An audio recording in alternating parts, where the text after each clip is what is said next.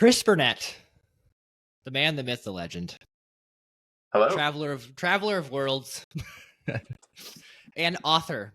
How are you? I'm really good. Yeah. How are you? I'm doing well, man. I'm excited to talk about your book today. Well, I'm also excited. It's good to see you. Yeah, it's been a minute.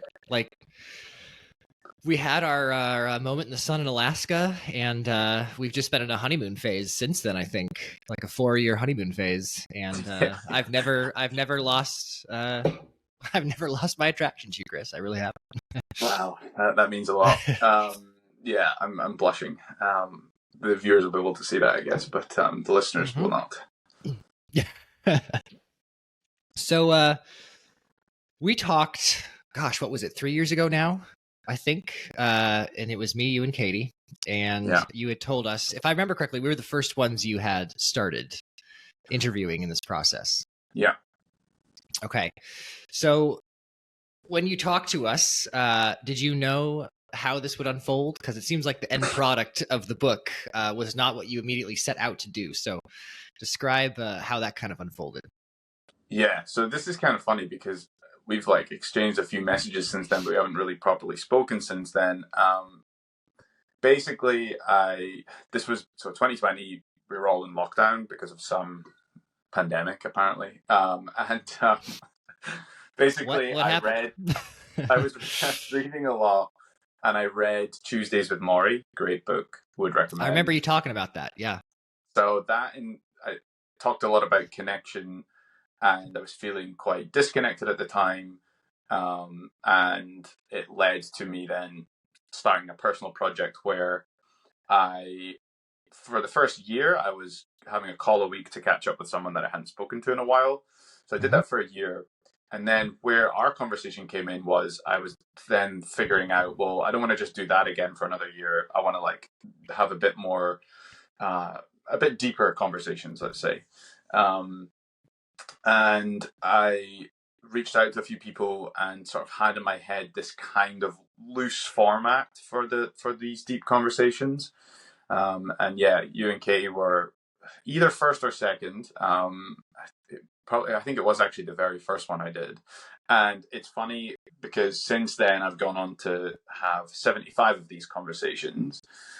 And the format and the structure, while in my head it's remained the same, when I listen back to the first few, they're very fast and loose, and they're not really structured that well, which is fine, because I was just figuring out the process. But the structure I landed on was these kind of 3-part conversations. Part 1, I ask people about their life story, and I find out things about them that I didn't know.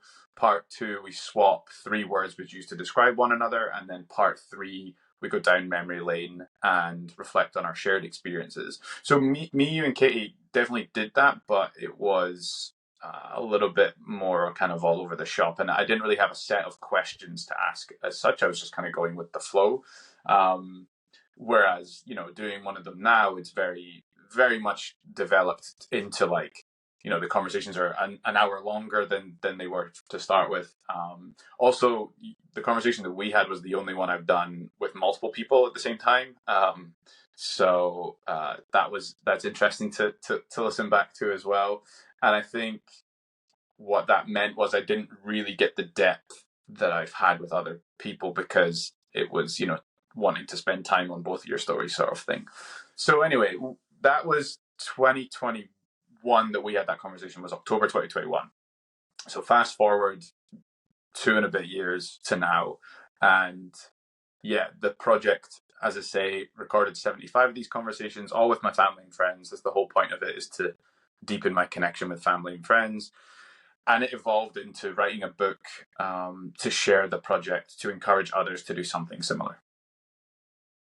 I love it. And by the way, I'll hold the book up. I should have done that in the beginning, but this is Conversations. Also, lovely book cover. Love the choice. Yeah, shout out to my friend Amy who did the graphic design. Thank you, Amy. Absolutely. Conversations, Connecting with People in Our Lives by one Chris Burnett. So it's interesting. Okay, so Katie and I were the only ones where you had multiple people on at the same time. So did you prefer the structure after you applied it to these calls and these conversations with people, or are you more of a fast and loose, shoot from the hip kind of guy? So the structure in terms of those three parts, I like that we go through those three parts. And especially the memories part is just a nice way to tie things off because it's all positive, fun stories, really, and it leaves it on a really fun note. Within each part, like the part one with the life stories, that became more structured as I went. In terms of, there's probably the same 6 or 7 questions that I ask everybody, but every conversation as well is relatively unscripted in terms of, there's things that come up or things that I already know about them that I want to ask them more about, and that will differ across all these people, right? So, I have friends who have a certain hobby that I've always wanted to ask them more about, so then I'll make a mental note before I chat to them that if that doesn't come up naturally in the conversation, then I definitely want to make time to ask them about that. So I think having a combination of some set questions that are consistent across everyone, and the questions make sense because they're just kind of following a chronology of someone's life. So it's like, what were you like as a kid? How was primary school? How was secondary school? What did you do after school? What are you doing now? Like, there's those kind of things, and that is really kind of simple and obvious to ask everybody. But where the magic happens is in kind of someone bringing up something and me really latching onto that and wanting to know more about it and diving into it. And then also the things that I know about that person that I know I want to ask them more about beforehand that I can then bring up and specifically ask them on. So after 75 of these conversations, what have you noticed in yourself that's changed? Or are you a better conversationalist? If that's even a word, don't look it up, please. But have you noticed your ability to converse with people and how that's changed possibly? Yeah, that is one of the biggest changes for sure, is improving my listening skills and my general conversation. I mean, a lot of the conversations as well have been quite two-way in terms of, I've had quite a few friends who have not allowed me to ask the next question without me first answering what was school like and telling them a bit about myself as well. So it's meant that I find myself, articulating stories from my life and talking about things that I might have not talked about in a while. But yeah, I would say that, I've much improved in terms of being a good conversationalist, which, pretty sure it's a word. Yeah, definitely. It is now. Yeah.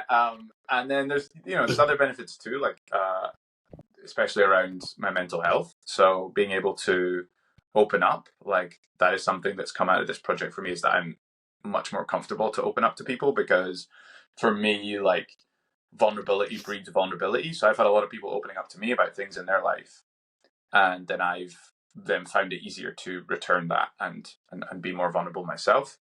And yeah, I've noticed that by deepening my connection with people, it makes it easier to talk about the little shitty bad things that are happening in life. So yeah, that's another big positive, big benefit that's come from this project. But I will just say as well, it's important to point out that these conversations that I've been having are recorded, so they are like podcasts, but they're not public. So the recording is just between me and the person I chat with, and so therefore that allows the space for people to open up. And not everyone's opened up. It's when I talk about the project, I think a lot of the time people are interested in the kind of wholesome, serious, vulnerable side.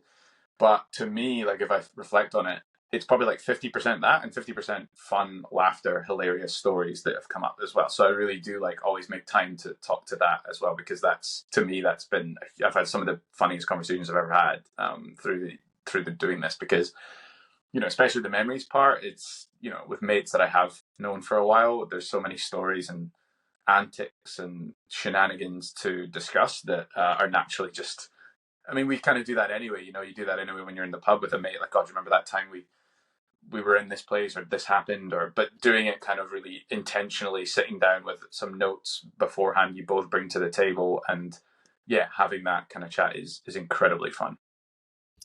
Yeah, I think a couple things happened when I was reading this book. One of the things I thought about was how it seems like we're more connected than ever before in the digital age, it seems to me.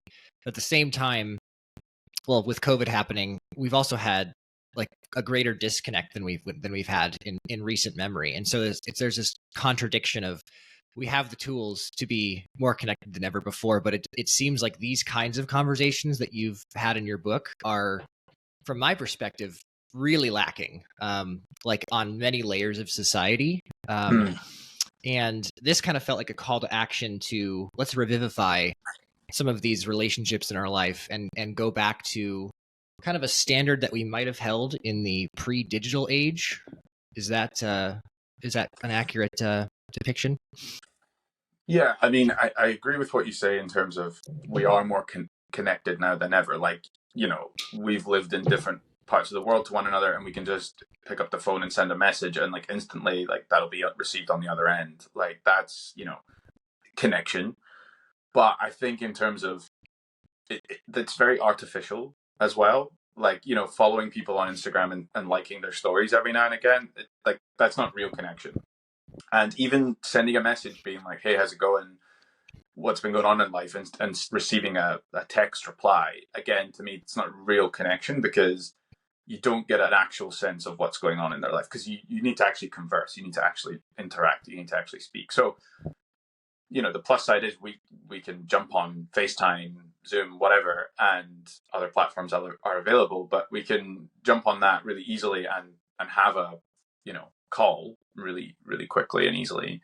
But again, it's the speaking, it's the conversing. That's the main thing that to me defines connection with people. And so I feel like we've gone away from that, because a lot of people just think, oh, well, we're connected online, therefore we're connected. And I kind of dispute that. And I've kind of had quite a bit of reflective thoughts on that recently, having written the book and when I was writing it. And yeah, we are connected, but it's very artificial to me. So I think what you talk about in terms of lockdown as well, I mean, obviously my project came out of lockdown, right? And feeling disconnected. So very relevant. I think that in some ways, lockdown really made us all kind of reflect on who is in our lives, because then we weren't able to just go and see people instantly. And it was kind of like, well, who would you want to go see if you could, sort of thing. And then we were jumping on, having quiz nights on Zoom and things like that with certain people. And then we went 6 months without talking to certain people because of lockdown. And I think that we haven't really returned fully to the way it was before. And yeah, I think that because of that, there's been a bit of a struggle, a bit of a loss of communication skills and actually how to have a meaningful conversation without then pulling out your phone and showing them a photo or a video or something, like actually just, not relying on the technology and just shooting the shit, basically. I think there's some of that's been lost a bit. And yeah, my conversations and my project have been just incredibly valuable to keep deepen the connections through actually having a chat, and not just staying in touch via social media, but actually sitting down and going through each other's lives. Yeah, absolutely. And it's hard to put a finger on exactly what we're missing, like as a culture, in terms of like why this aspect of our lives is lacking, I guess. And in my life, there are, I think, 2 or 3 people, yourself included, that truly do the work to maintain active relationships in their life. And I think you do a very good job of maintaining that. And just by reaching out and setting up calls and, check-ins every 6 months, like all that stuff adds up. And I think that we're here as a product of that, as a product of your efforts. And I think that, I don't know, that kind of relationship, I'd like to foster that myself in my own life and keep relationships alive, which I think is the tools in your book help people do that and to maintain those, because I think it's easier than people would think, but it's almost like we're lacking some assertiveness in some sense to just go out and have these conversations with people. And one of the things that I got from your book was that so many people are willing to have conversations with you. And it's like, there's a book I read, Never Split the Difference by Chris Voss. He's an FBI negotiator. And in negotiating with, in certain FBI situations, whether it's a hostage negotiation or whatnot, he found that people just really want to be listened to, no matter if they're a criminal or not. Like, you can have a conversation with just about anybody, and the crux of the issue is if you're willing to hear them out, you'll be surprised what people will tell you. And that stands for the most introverted people out there who may, kind of be in a shell. But it's interesting. I feel like you also lent an ear. You're interested in what people have to say, and that's also very important part of this equation. Yeah, I'm very much a naturally curious person. So, and I'm curious about people specifically. People have curiosities around how things work or whatever. My curiosity is definitely around people. But yeah, you've hit the nail on the head there. Like, everyone wants to be listened to, and the feedback I've received from the people that I've chatted to is like, this was a lovely thing. Thanks for taking the time to show an interest in my story. Because, if you imagine somebody like your friend reaching out to you and offering you, hey, I would love to sit and ask you about your life. Like, for the vast majority of us, that would be a lovely thing to receive, like that message or that call, and then to set the time up to actually have a chat. You'd be like, oh, cool. Like, yeah, I feel, kind of special that they want to take the time to actually ask me about things. I think we live in a world that like very much glorifies, celebrity culture to the point where I've had a few comments from people being like, oh, why would you want to ask me if I haven't lived an interesting life or whatever? And I'm like, well, objectively, maybe what you're kind of comparing yourself to is not as interesting, but like, to me, it is incredibly interesting because you're in my life and you're my friend or family member or whatever, and your story really does matter to me. But yeah, if you just sit and think of, if you were to receive that message from a friend being like, hey, I'd love to take the time to sit and ask you about your life, and maybe we can, go down memory lane together and just reflect on our shared experiences in our relationship. Would you be up for that? Like, if you imagine receiving that message, I mean, that's just a positive thing to be on the other end of, right? So I think that if you think of it like that, then, it's a great thing to do for your family member and friend as well as yourself. So, and the other thing as well is that, the way I've been thinking about these conversations is that it's an activity to do with people that I already spend time with or already have calls with or already hang out with. And it's just a different kind of catch up. It's just a different activity to spend some time doing. So, a lot of the ones that I've done in person in particular, I've just treated it like, hey, do you want to come round? We'll have a couple of beers at mine and we'll just record this thing. And instead of going out for dinner, let's just like come to mine and we'll catch up and then we'll do this activity. So I've kind of looked at it like that, and that's made it easier, I guess, to kind of explain to people what it is, but also, yeah, it's the kind of thing that I think anyone would love to be invited to be part of. So then if you just flip that around and you take the initiative to invite your family and friends to do it, then yeah, I think it's a simple enough thing. What I will say as well, sorry, I'm just going on, but No, what I will say as well, this is what podcasts are all about, man. Take as much time as you need.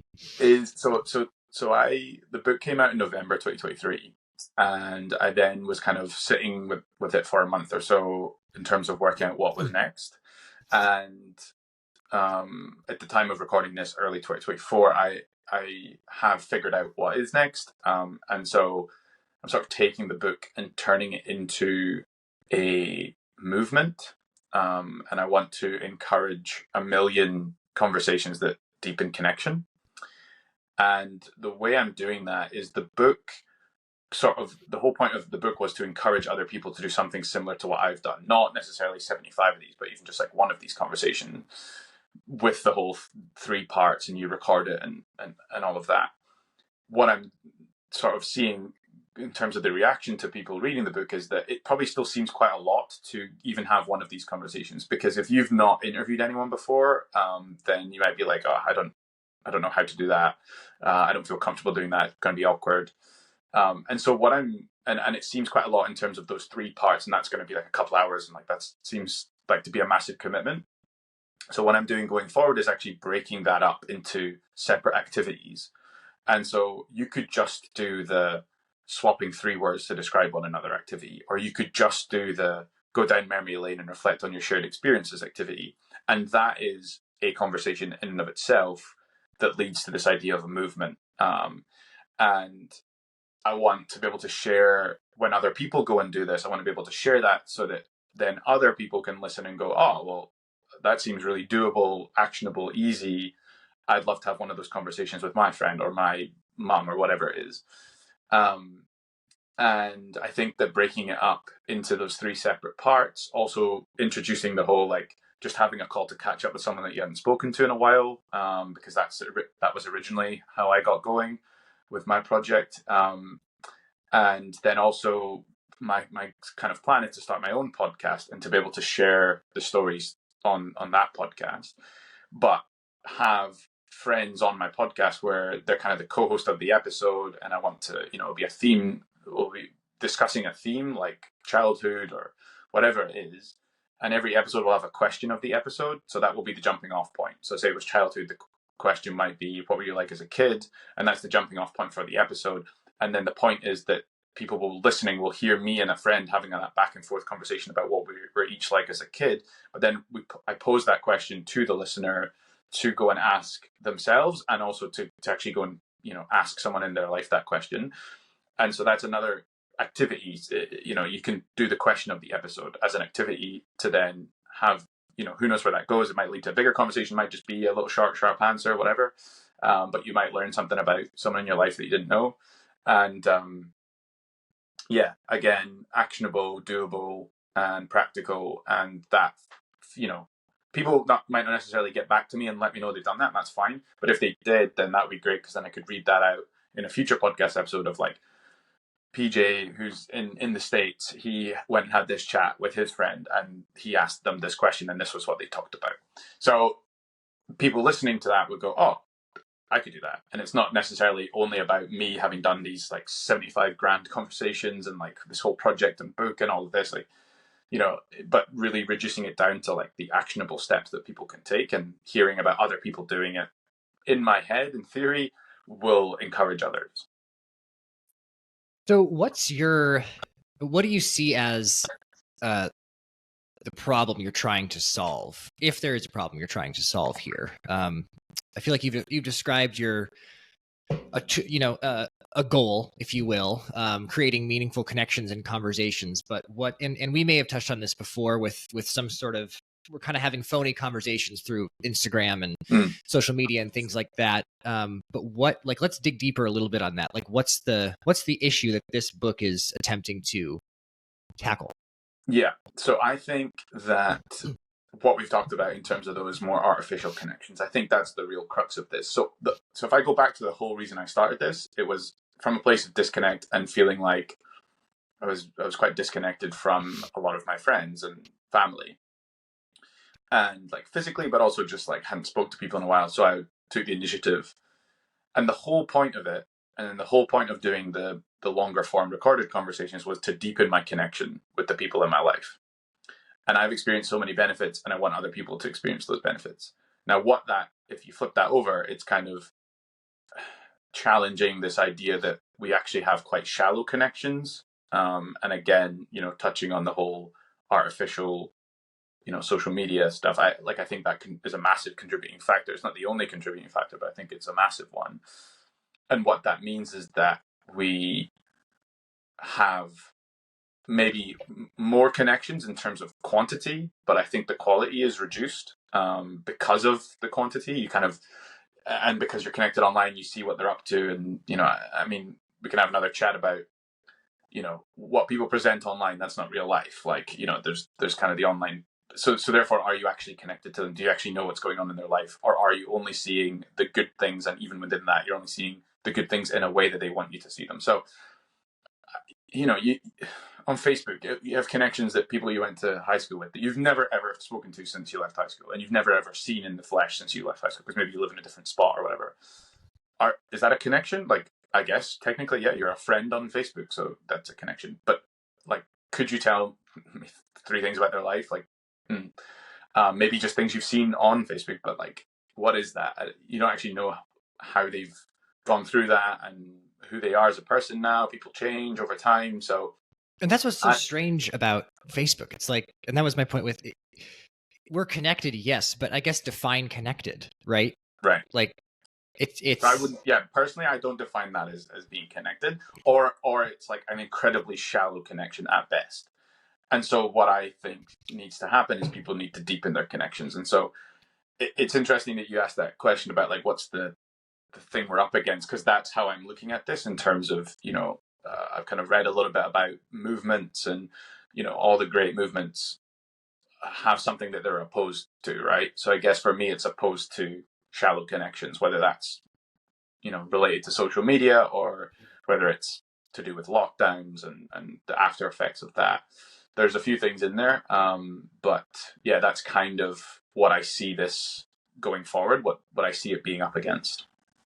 Yeah, I think social media, I don't know how it's going to evolve over time, but I think it's a tool now, but it's going to be a tool in the future, but we don't know what kind of tool it will be in the future. I think we have no idea. I mean, it's kind of like the genie's out of the bottle at this point, and we got to figure out how to use it because it's not going back inside. But I like the active approach to this, because it seems like our willingness to have deep connections with people has been co-opted by these platforms that give us these dopamine hits very quickly and reward us for a short attention span. And it's like we're getting rewired to not have meaningful connections with people. And this feels like a very active approach to take back our ability to have meaningful connections, but we do have to take an active approach. We can't just let our connections slip through the cracks and have social media take them over. And it's not only social media that's fostering this, but I think it's a much more inspiring message to say, hey, you need to get out there and just be with people again. Like you can do this. It's within your power. And I think that we'll be in a much better place. There'll just be much less, I don't know, society is super at odds with one another right now, and it seems like this would go a long way in mending those broken connections. Yeah, well, I'd love to flip things around and actually ask you, in terms of, you obviously read the book, you're obviously part of the project as well, so you have a real insight into what I was actually doing. Mm-hmm. But when you were reading it, did it make you want to take action? If so, what part of it, what was the most, what did you see yourself, I could do that? And if maybe not, then what were kind of some of the barriers that came up in terms of you actually going to do something? Yeah, I mean, this podcast that we're doing now is a direct result of me reading the book. I mean, it's not the only thing. Yeah, the irony. How about that? Look what you've done. Look what you've created. Frankenstein's monster. But yeah, I had thought about starting a podcast before, and I had my own reasons for doing so. But in reading your book, it provided additional evidence and also confirmed things that I had already been thinking about the benefits of fostering these connections with people. And you're somebody who, and I have many people in my life that I have very surface level connections with, but they could be deeper.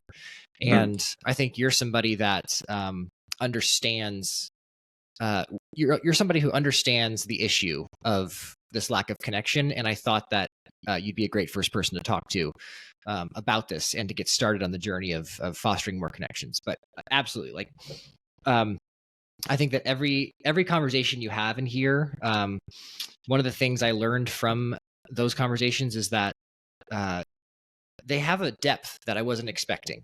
Because because there were people, I don't know if you face this with everyone that you talk to, but if I were to do a project like this, there are people who I think, okay, I'm going to have to really pull some information out of you. Like you might resist conversation for whatever reason.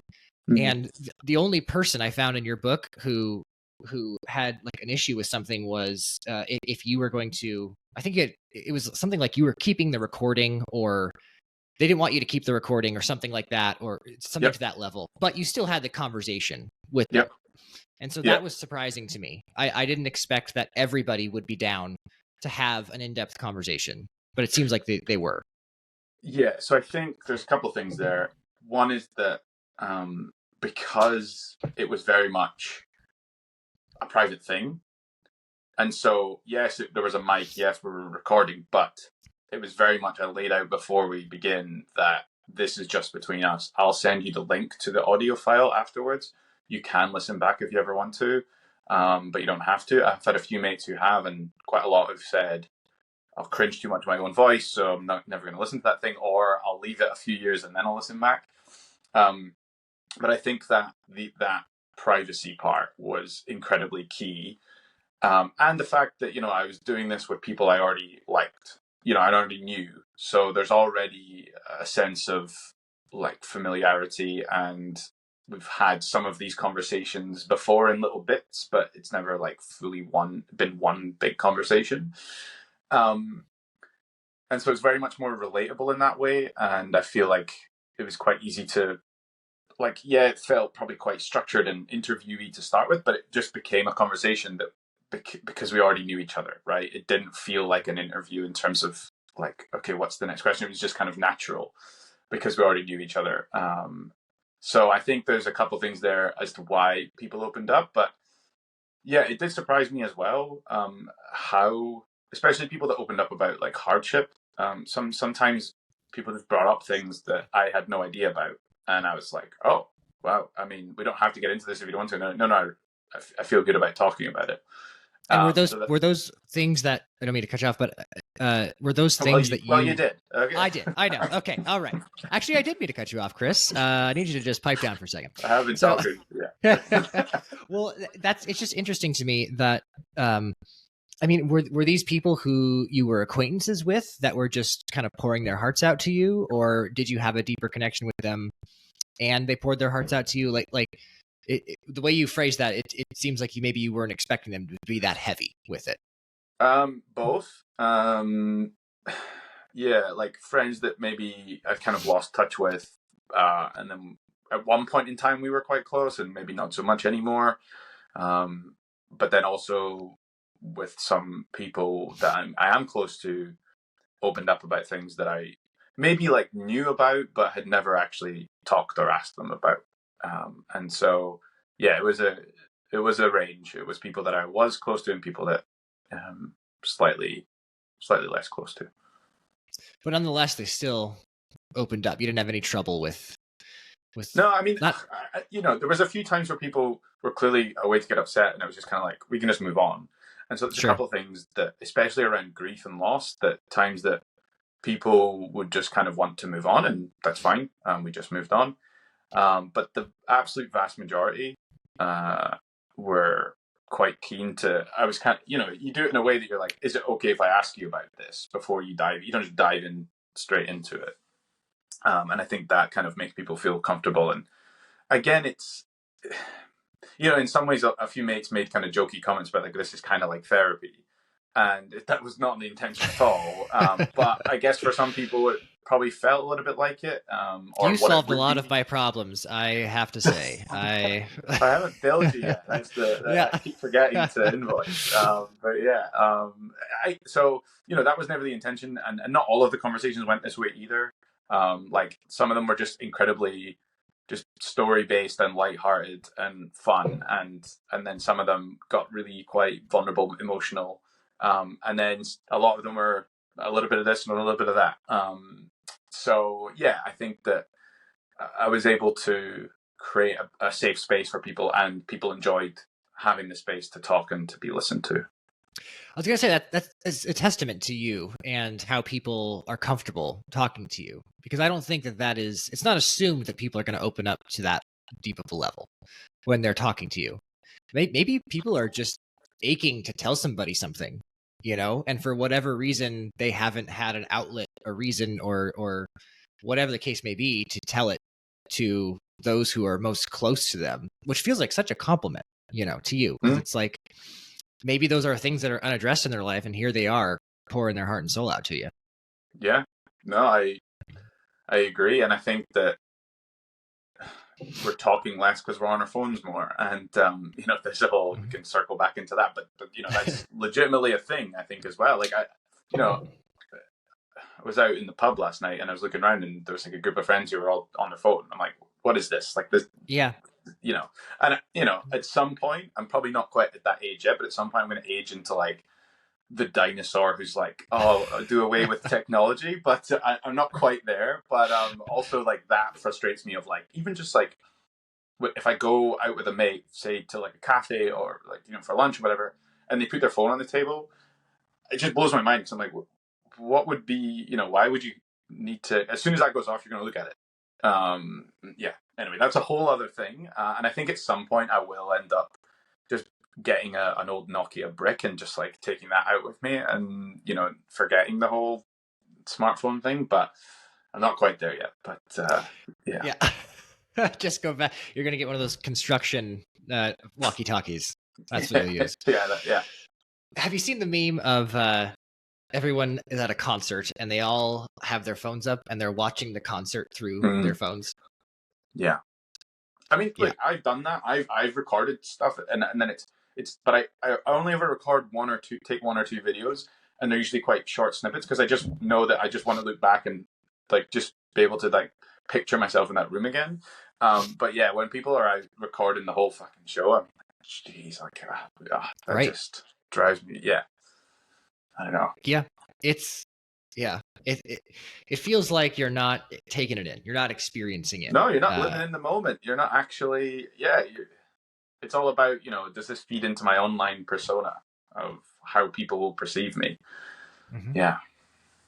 We had the power go out a few times in our -10 cold front that we experienced, and as that happened, Katie lit all the candles in the house, so we practically had a seance and a Catholic mass. And I just thought, she was like, okay, let's go play a board game, we'll take advantage of this. And as soon as the power came back on, a couple minutes later, seance was over, and everybody goes home and goes back to their television shows. And in that moment, just looking back, it makes me think like, oh man, like we kind of had it there, where the power goes out, let's play a board game, talk to one another. And then we reverted back to, once the power goes back on, you go back to the television, you go back to your phones, and no one needs to talk to each other. Let's just keep it the way it's going, So that was one of those moments where it's like, it seems like it's actually more of an instinct to stay with the TV and stay with the phone. Yeah. So what comes to mind for me is, weekends that I've done away with friends, where we've gone to like an Airbnb, like a remote farm property or whatever, and you can barely get a signal. And then at the end of the weekend, everyone's like, oh, that was really nice just to like not be on my phone for like 2 days. Right. So if we could just like bottle that up a little bit more and like release it into our just lives. Like, I look at my phone, and I mean, it very much depends whether I'm on a dating app or not, but my average per day of time on phone ranges from anywhere between 2 and 3 hours. And I don't think that's a lot. I know a few friends who have showed me theirs, and like in terms of their time on their phone, and like I don't think mine is that much. But still, when I think about it, I'm like, fuck me, that's still a long time. Like, that's It's interesting. And what you pointed out is like, everybody loves it when they give up their technology for a week or two. It's like I've never heard anyone be like, oh, I gave up social media for a week, or I gave up my phone for a week, went into the cabin in the woods and just hung out with my family, and boy, what a shitty time that was. Like, that's never the response. It's like, it's always positive. I want to ask you about some of the conversations you had with your family. And I related to that on certain levels, where I think you and I had similarities when we were younger, in terms of, well, you mentioned that you weren't always, you didn't have a tremendously high opinion of yourself in certain ways. And for me, I had a thing where if I didn't do something perfectly the first time, I also had a very low opinion of myself, and I didn't want to go back out there and do it because my self-esteem was just shot. And Yep. you talked about that kind of manifesting in your life with your family's expectations of you and how you play sports because Mm-hmm. they did it, and you wanted to, you wanted to also be that guy. Mm-hmm. And that was me with football.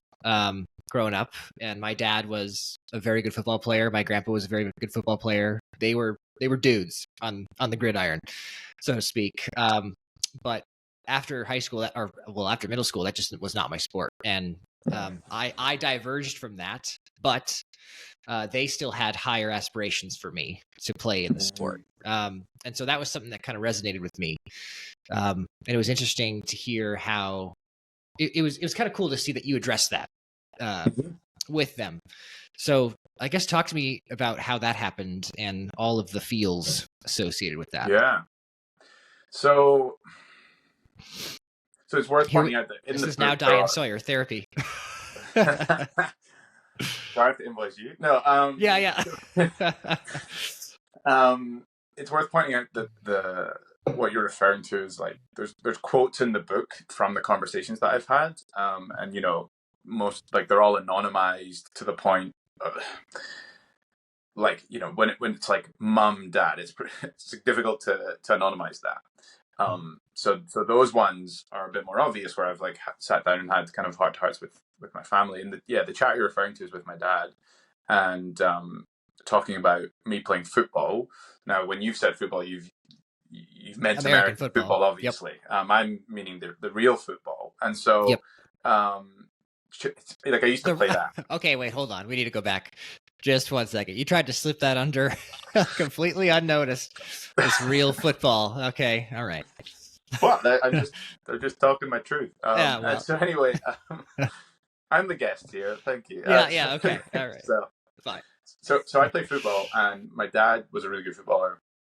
Not like professionally or anything like that, but just I knew he was really good, and he used to come and watch every game and take me to training and all of that, and I did really appreciate all of that. But I was having a really hard time because I didn't fit in with the group, the team. They were all friends with each other. I was kind of the outsider, but I was good enough to be in that team. My friends were kind of in the lower team, the B team as it was called.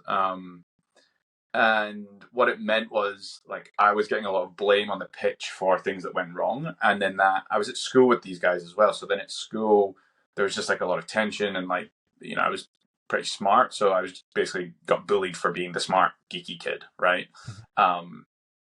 And that conversation with my dad, this all came up. And he actually sort of raised it, which was like, I was going to bring it up, but he kind of got to the punch before me. And we were talking about it in the terms of bullying. And like, he opened up and said, like, we knew about it, but we probably didn't do enough to kind of address that. And that was a real breakthrough moment, I would say, for us.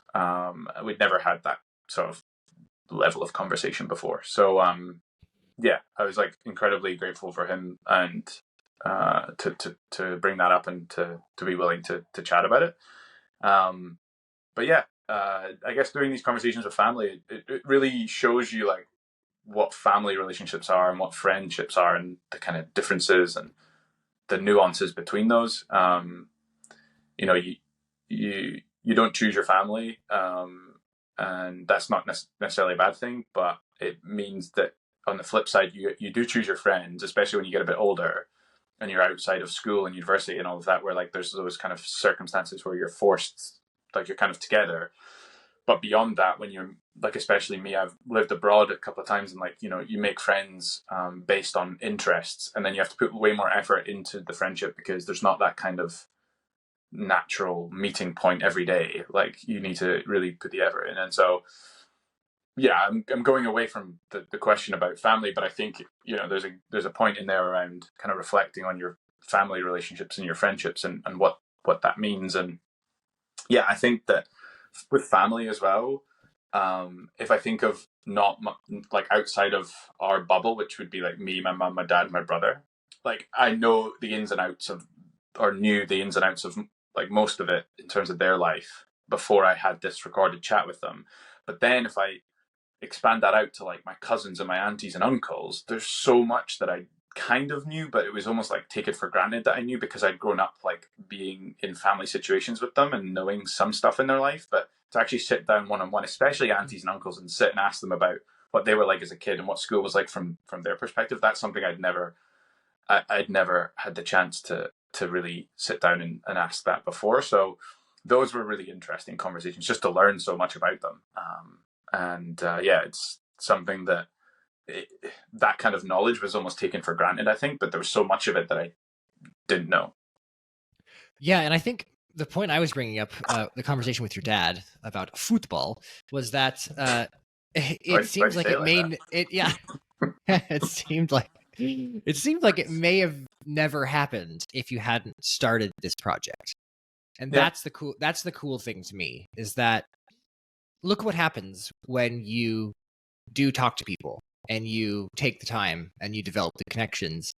Like, I think that what came of that was so positive for the both of you, that that's a really beautiful moment that deserves to be shared. And Yeah. I think that that is one of the best benefits that you received. I mean, clearly it's affected you very much. And that's kind of it's the crux of the book, really, is look what happens and what can happen if you start off on this path, sort of thing. Yeah, you take the time. And I very much viewed having these conversations as a hobby. Like it became an interest of mine to, okay, when's the next one? When can I arrange the next one? Who can I ask? And yeah, it became a hobby and I loved spending the time doing it. And, a big part of that was just how much I was learning about the people in my life, which, and deepening those connections. So, yeah, all incredibly relevant in terms of what you just said there, and having so many conversations that you kind of have maybe dabbled in before, but you haven't really fully gotten into them. And there's so many things as well that I wanted to take the opportunity to sort of show my kind of gratitude and appreciation for with friends and family, like times that friends have been there to lend a shoulder to cry on, or even the flip of that, like friends that made me laugh like so much. Like, so that bit particularly was when we kind of swapped the affirmations, swapped the 3 words to describe one another. That was just a beautifully nice thing to do. But that led as well to some chats that we've not actually had in terms of taking the time to go, and I really appreciate this about you, and I remember that time we did this thing, and I really just want to say thanks again for being there. So yeah, there was those conversations as well happened, and it all came about because I kind of took the time and showed a bit of intention, I guess. Yeah, tell me about the affirmations. That was interesting. I think you might have told me about this, or maybe it was in the first draft you sent me of the book, where you found out that the affirmations, they could be a bit awkward, especially because you found that females were much more willing to provide affirmations and the males weren't quite so anxious to dive into that pool. Yeah, I had a few slightly awkward interactions where, like, with guys, where guys like my guy mates we're not used to sitting down and like complimenting one another. The equivalent is typically we're ragging on each other and we're just giving each other a bit of shit, right?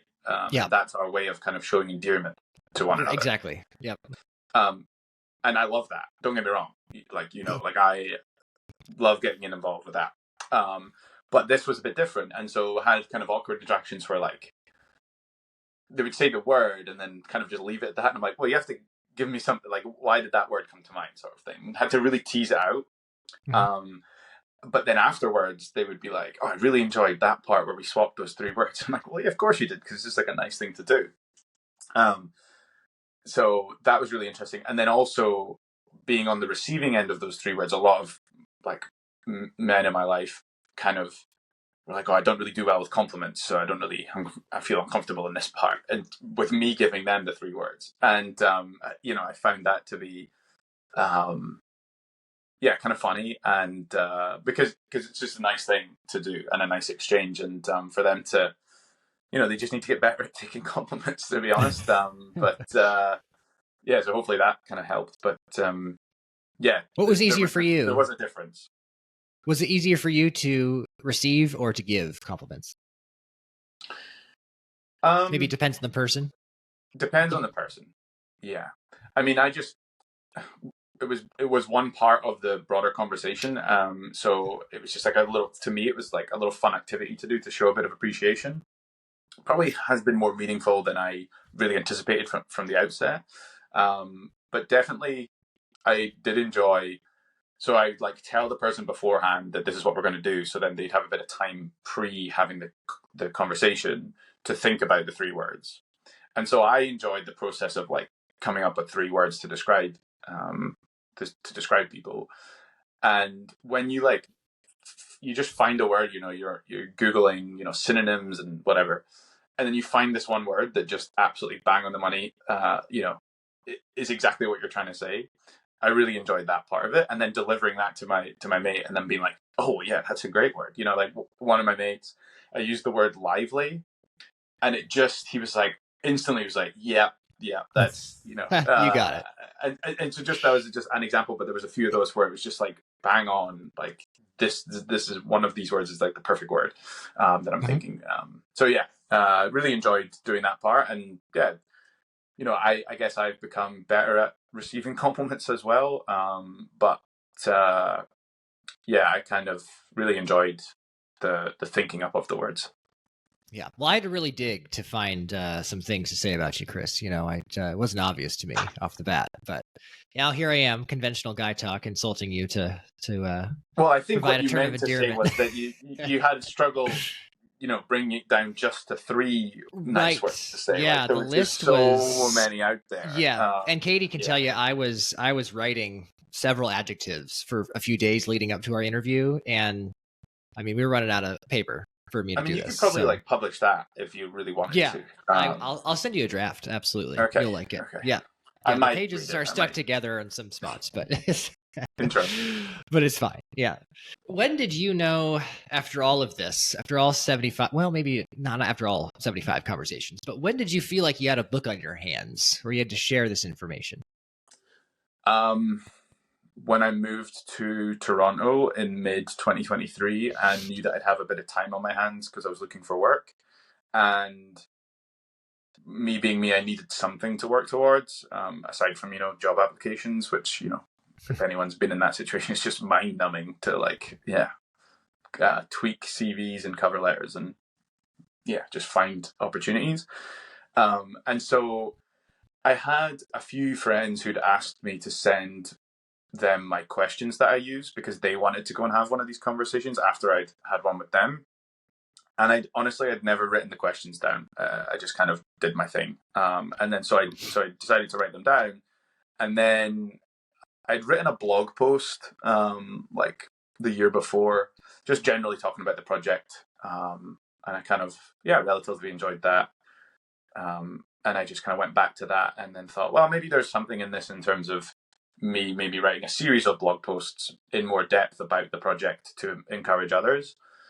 And then that kind of idea just quite quickly formed into, this is potentially a little book here. And I then looked into the whole self-publishing thing. It's a lot easier than I thought. And as I say, I had the time on my hands because I was looking for work and I was trying to find part-time work as well. So I knew that I'd be able to still have the time, even once I'd found work, to kind of explore this kind of creative side. It was a lot to do with just circumstance and time.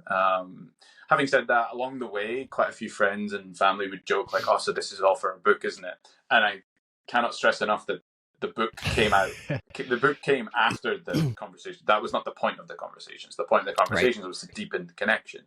Mm-hmm. But the fact it's led to this book, and then and then the big pile of money. Yeah, I mean, it's all good. The absolute. I mean, you can't see it now. I'm just sitting on a gold throne at the minute because I've just yeah, You seem to have self-publishing relaxed is into it really, nicely. Yeah. yeah, self-publishing is really where the money's at. You make thousands and thousands and thousands in a Right. short time span. It's no, that's not at all. Um, but yeah, that the book came about because of kind of circumstance and timing, I guess. And I really fell in love with the writing process, and so I just kind of really enjoyed that aspect. Going from blank Google document to finished thing within 3-4 months is a testament to how much I enjoyed it. You said something in there about, I guess, taking the leap to actually write the book, and something. I think it was your aunt that said this in a conversation with her. She said there was always that bit of you that you wouldn't have gone ahead and done something without thinking about it first. I always thought, and I thought that was interesting. I feel like I can relate to that.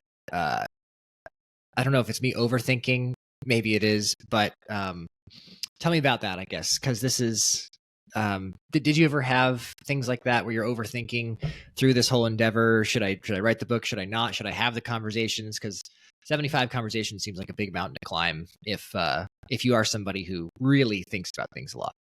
Yeah, I think as a kid, absolutely, I overthought everything and really, really, really cared about what other people thought about me, and therefore that was like such a barrier to actually doing anything and doing anything myself. So yeah, I think people that knew me as a kid saw me as someone who would always wait until I had someone else doing something with me. I would never be the one to like take the initiative necessarily. That probably changed when I left school, went to uni, and especially when I decided to just take the leap, as you've said, and study abroad. And it was the biggest like unlocking of, oh shit, I can actually just like go on my own and do shit. And that fundamentally changed me in terms of just unlocking something of like getting away. I think it was like physically getting away from home as well. And by home I mean Aberdeen in Scotland.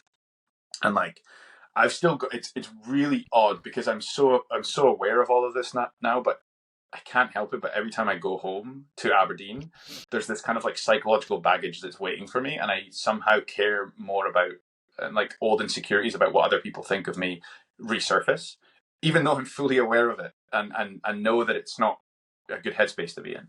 But it's there and it's tied to the physical place. So I think for me the biggest thing was moving away, and then since then I've not really looked back in terms of having a mindset of like you can like I still do planning. Like I'm a massive organizer. Anyone will tell you like I put a lot of effort into planning things, but I don't just plan for the sake of planning and then like putting things off. Like I will, because the best way to learn is just by doing. And so I won't spend that long planning.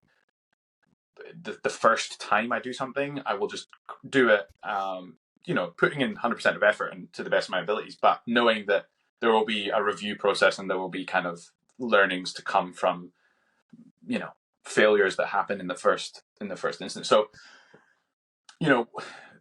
so like linking this to the project and the recorded conversation. So as we said, the first chat was with you and Katie. The second chat I did was with my friend Nick, and it lasted 50 minutes.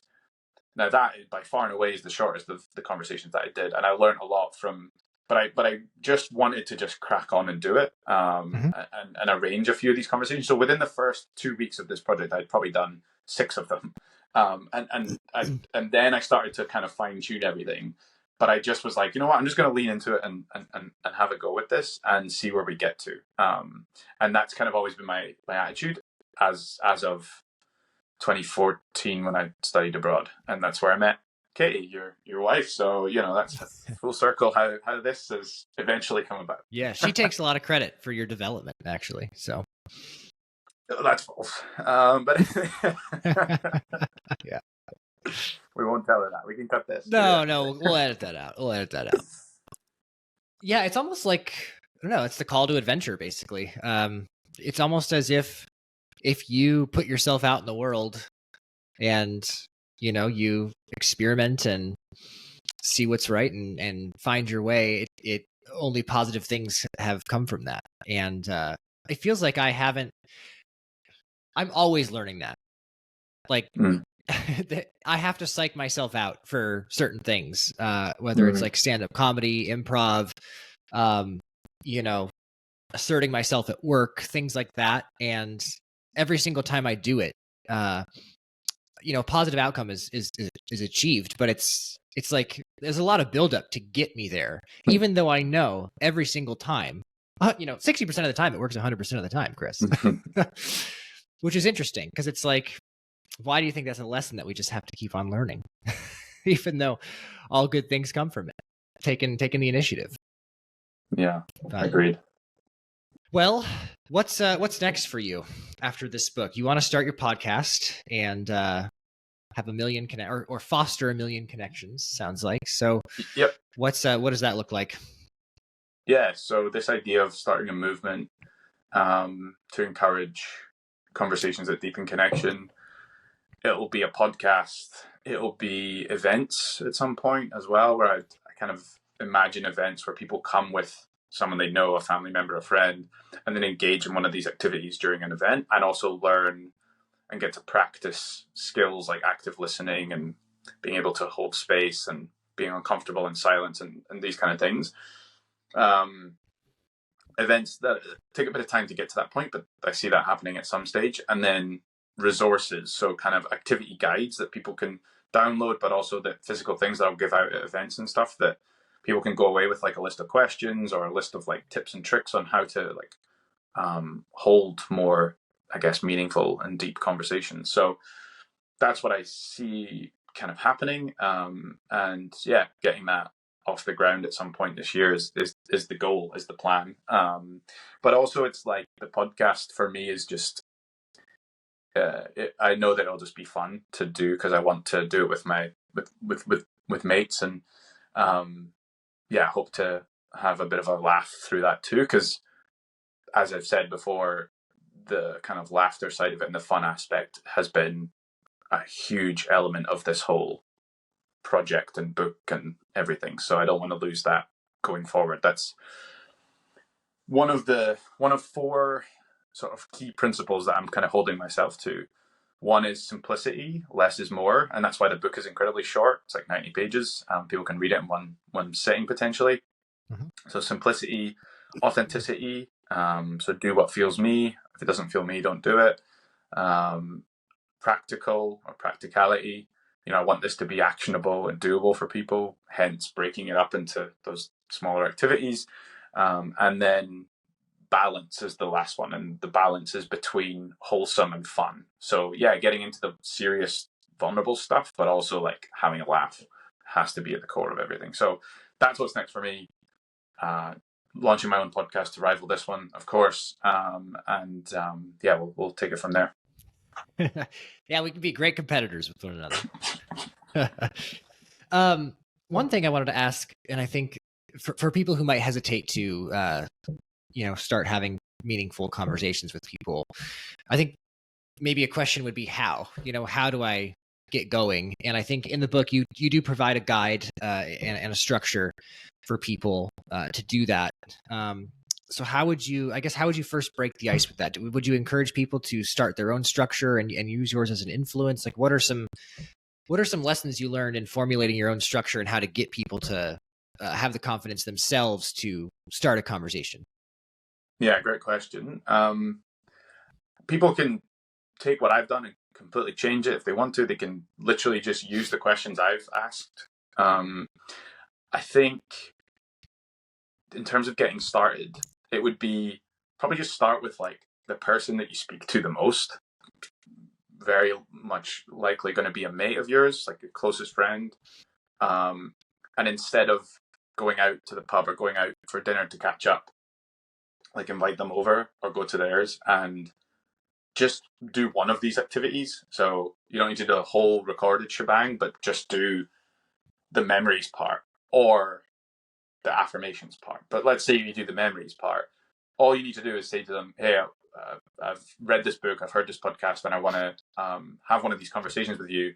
Can you just write down a few experiences, memories that come to mind when you think about me? And I'll do the same. And then we'll just go back and forth and have a laugh, essentially chatting about them.